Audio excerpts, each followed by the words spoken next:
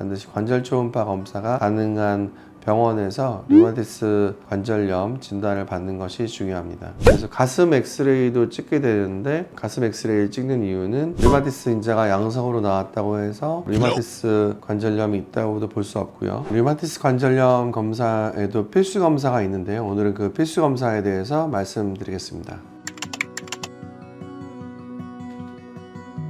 류마티스 관절염 진단에는 일단 여러 가지 검사가 일단은 필요하고, 자세한 신체 진찰, 그리고 어떤 기저질환이 있는지, 어떤 약물을 드셨었는지, 증상이 언제부터 시작됐고 처음에 어떤 증상부터 나타났는지부터 시작해서 여러 가지 이제 종합적으로 고려해야 될 부분들이 많은데요. 이런 여러 가지 사항들을 종합을 해서 최종적으로 전문의의 이제 판단하에 진단을 내리게 됩니다. 근데 여기서 혈액 검사만 중요하다든지 아니면은 증상만 중요하다든지 그런 건 아니고, 통합적으로 여러 가지 검사 결과 그리고 의료진의 경험을 바탕으로 정확한 진단을 하는 것이 중요하다고 볼 수 있습니다.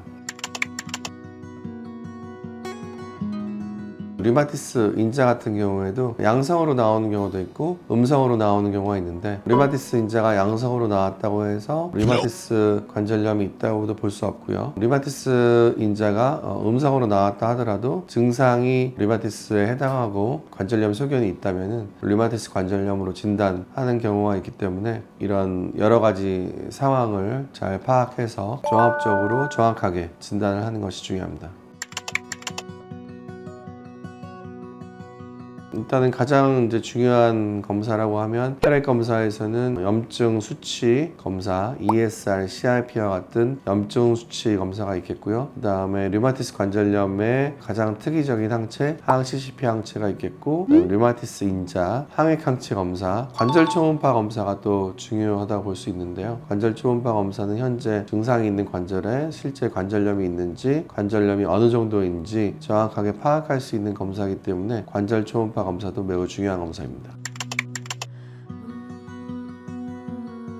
엑스레이 검사를 하는 이유는, 엑스레이 검사를 통해서도 간접적으로나마 염증이 있다 없다 정도를 유추를 해볼 수가 있고, 또 관절에 손상이 없는지, 류마티스 관절염이 오랫동안 지속되는 경우에는 관절 손상이 진행되고 관절이 이제 파먹는 그런 소견이 보이기 때문에, 그리고 류마티스 이외에도 다른 문제는 없는지, 그래서 가슴 엑스레이도 찍게 되는데, 가슴 엑스레이를 찍는 이유는 심장, 폐에 다른 문제는 없는지, 그리고 류마티스 관절염이 있는 경우에 류마티스가 이제 폐에도 생기는 경우가 있기 때문에 그런 것들을 확인을 하고, 그다음에 류마티스가 있는 경우에 폐 섬유화가 동반된다든지 이런 것들을 종합적으로 확인하기 위해서 가슴 엑스레이도 같이 찍어보고 있습니다. 네, 관절 초음파 검사는 류마티스 관절염 진단에서 빠져서는 안 되는 필수 검사이기 때문에, 반드시 관절 초음파 검사가 가능한 병원에서 류마티스 관절염 진단을 받는 것이 중요합니다.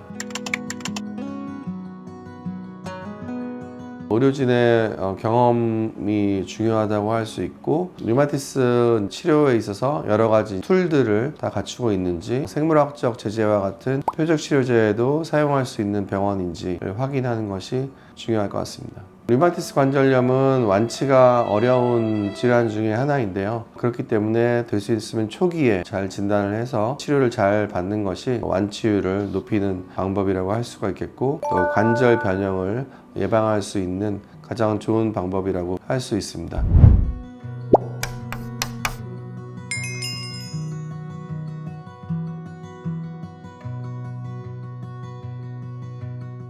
오늘은 류마티스 관절염의 그런 진단과 치료에 대해서 말씀드렸고, 더 궁금한 점이 있으시면 댓글로 남겨주시면 답변 드리겠습니다.